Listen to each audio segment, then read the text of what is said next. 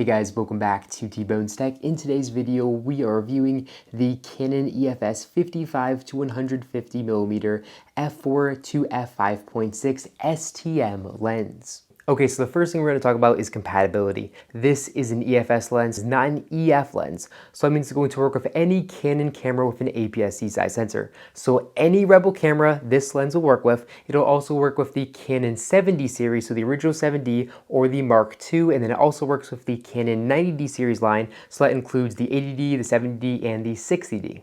But this lens, however, is not going to work with full frame cameras like the Canon 6D series or like the Canon 5D series. So this lens has really great compatibility and is going to work with any of the cameras here on this table. Okay, so first off, we're going to go ahead and take some sample photos using this lens, and then later on in the video, we're going to go ahead and jump into the actual specs of this lens. And all the sample pictures that I'm going to show you guys in today's video were shot with the Canon EOS 90D. I like shooting this lens at 55mm for some full body shots and some really nice soft backgrounds. But then if we're looking for a traditional head and shoulder shot with a nice blurred background, we're going to want to zoom in the lens all the way to 200 to 250mm, and we're going to want to shoot at our fastest available aperture, which is f5.6 when zoomed out all that way. So here we are at 200mm, and I'll go ahead and take a couple photos.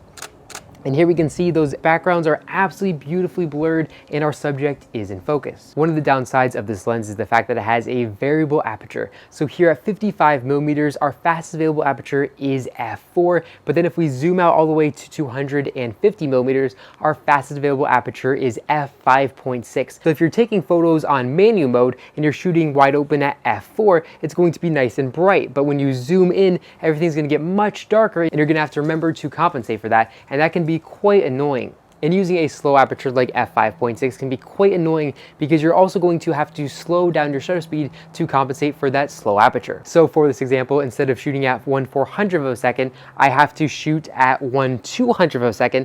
And at 1/200th of a second, zoomed out all the way to 250mm, things are going to get quite shaky and potentially we're going to introduce camera shake, which is not ideal. Now, something else that I really like about this lens is its STM focusing is very fast and accurate. As soon as I press the shutter button, it basically pulls our subject into focus and does a really good job of it. But the good news here is this lens does have IS, which offers up to 3.5 stops of image stabilization, which really does a good job in helping to combat that camera shake. Okay, so here is a sample video shot with this lens, starting out at 55mm and zooming all the way to 250mm with the image stabilizer on, and also using Canon's STM autofocusing motor on the lens. The lens has a 35mm equivalent of 88mm on the short end, and then on the long end, it goes all the way up to 400mm. The fastest aperture available on this lens is f4, and that is at 55mm, but as you zoom in, you're going to lose a full stop of aperture,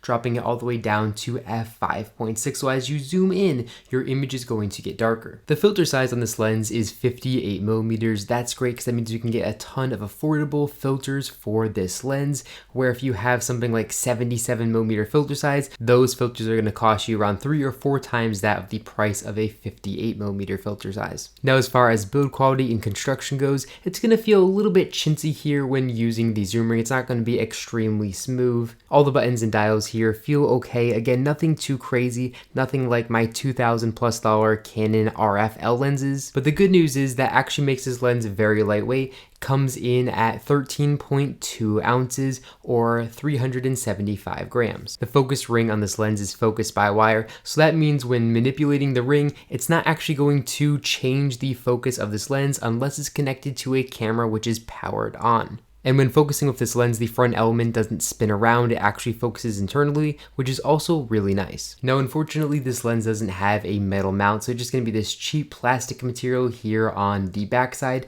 and it also doesn't have a rubber gasket to help make a good seal, so this lens definitely also isn't weather sealed. The lens has a 7-bladed aperture, which gives you pretty smooth and nice backgrounds when zoomed all the way into 250mm. So zoomed in all the way to 250mm, shooting wide open at f5.6, we can see our bokeh is still a little bit heptagonal, so we can see all the 7 different sides.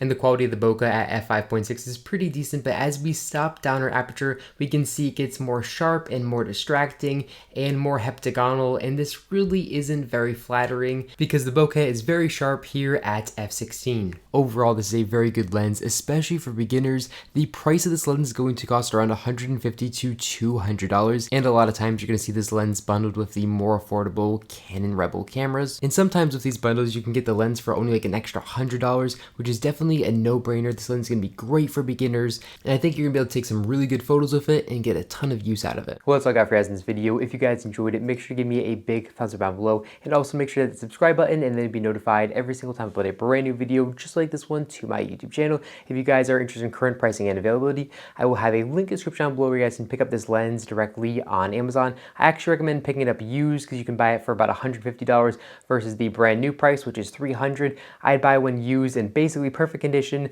and save 50%. So again, there will be a link in the description down below if you guys are interested in buying this lens. But again, that's all I got for you guys in this video. Thank you all so much for watching, and I'll catch you all in the next one.